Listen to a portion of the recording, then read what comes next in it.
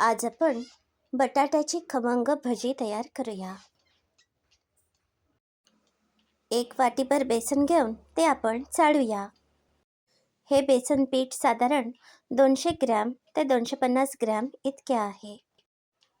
आता यामध्ये 1 चमचा हिंग पावडर, 1 चमचा हळद, 3 ते 4 चमचे तिखट आणि चवीप्रमाणे मीठ घालूया। मिठाचे प्रमाण तुमच्या आवडीनुसार कमी जास्त करू शकता।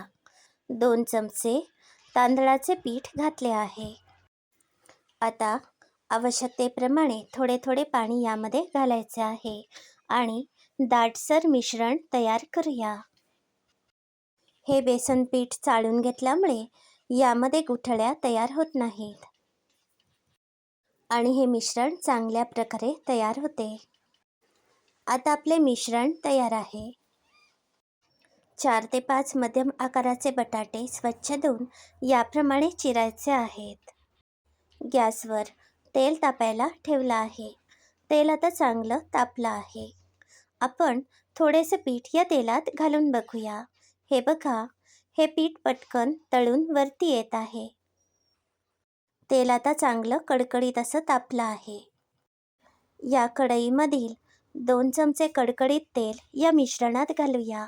यामुळे भज्या चांगल्या फुगतात।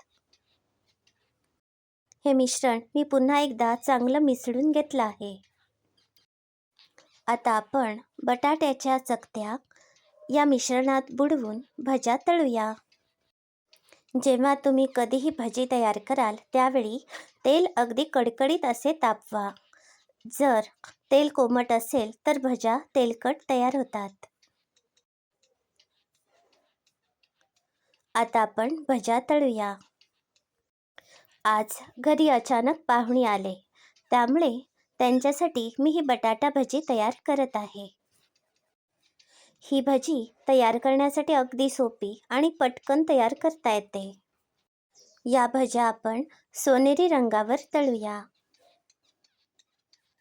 हे बघा, या भज्यांना आता छानसा रंग आला आहे।